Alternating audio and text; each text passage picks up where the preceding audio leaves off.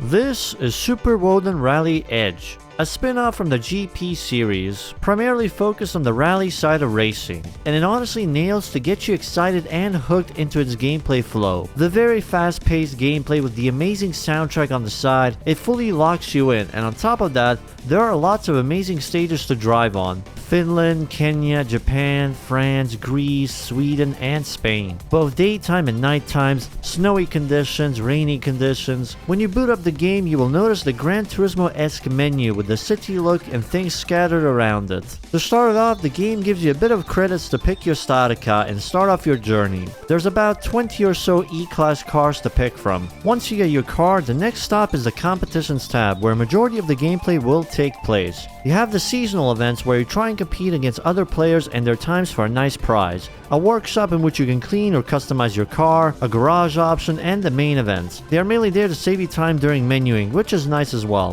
There aren't any restrictions in here compared to the GP2 game. It's mainly your car has to be below a horsepower limit so you can qualify for it. You earn stars from the events, which help unlock more and more events until you get the A-Class ones unlocked and the final WRC Championship. Cars have multiple livery options that you can choose from when buying or afterwards as well, and also you can select upgrades for them. But for that, you will need money, so might as well clear a few stages. Once you get into a race, you will immediately notice a big change from the last game, the camera POV, leaning a bit backwards from the car compared to the isometric camera that the GP game has. It's honestly one thing that really stood out to me when playing this, because as much as I liked Super Woden GP, it was a little bit annoying towards the end stage when you get super fast rides and have to try and predict where the next corner is going to be. So having a camera like this and just being able to see exactly what's ahead of you made it a lot more enjoyable for me.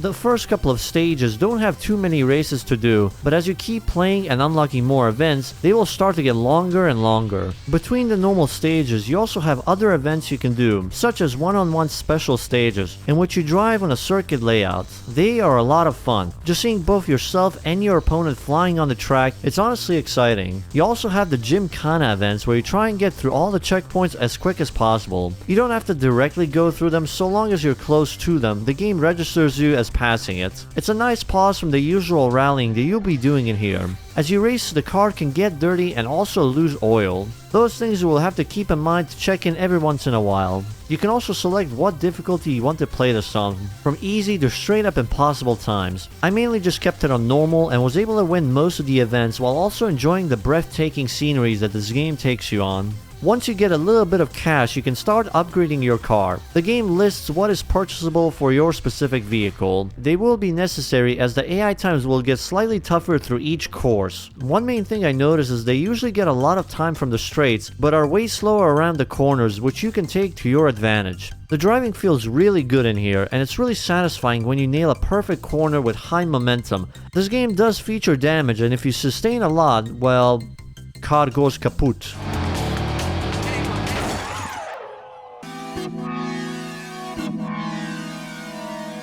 The walls and barriers do take away quite a bit of speed if you collide with them. You don't have to get gold times on every run, as you have multiple races in one stage to gain back the time you might lose on a bad run. The rewards for completing the events are credits, and also on some occasions you may get a prize car, which if you played Ridge Racer Type 4 might look a bit familiar to you. It's a pretty cool detail. In total, in terms of content, I'd say there's about 10 hours or so of it in here. I'm currently on about 4 hours and I already unlocked the B-Class events. It could definitely benefit from a few more championships, gymkhanas, and special stages, as it does feel a little bit short in that aspect. It's understandable given it's a spin-off from the main games, but hopefully in the future we might see a few more additions to this career. In the late game you also have these cone events, which are okay I'd say. They do end up being the money grind method late game, which might get a bit stale. There is a music room in which you can listen to the entire game's soundtrack, but also you could do something funny. You can speed up the tracks, which might make you feel like you're at a rave party,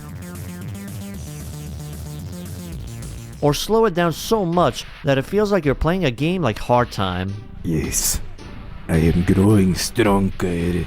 Yes, I am growing very strong.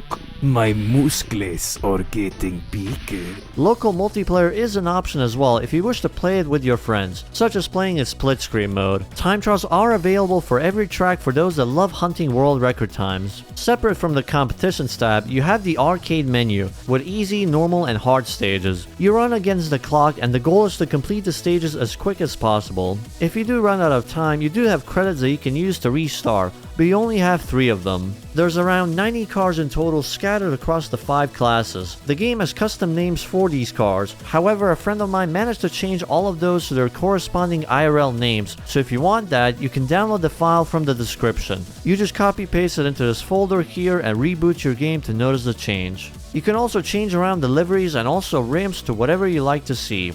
While I did mention a lot of the positives, there are a few slight nitpicks that you might have while playing this game, such as mainly using 1 car per class due to small amount of money you get at the start of the game. Until you start unlocking prize cars, you might be stuck with that ride for quite a bit, or until you unlock the cone events for the money grind solution. I personally didn't mind it that much as it didn't take too long to start getting new prize cars, but I can see some that might get annoyed by this. Another is that the game could use a few more events to stretch it out a little bit. Hopefully a future update might add a bit more to this as the gameplay is really enjoyable and I'm sure most would like more chances to play this game. But other than that, this game is definitely a breath of fresh air in the racing game space. A fun, simple game that you can play, enjoy the scenery, go leaderboard hunting if you prefer, go around the tracks and take some pictures using the photo mode. I had a blast playing this and for the price it's going for, it's definitely worth it in my opinion. But what do you think about this game? Do let me know in the comments down below. Thank you for watching, and if you enjoyed this, a like and a sub would mean a lot as I'm trying to reach 100k subs by the end of the year, and I hope you have a good day.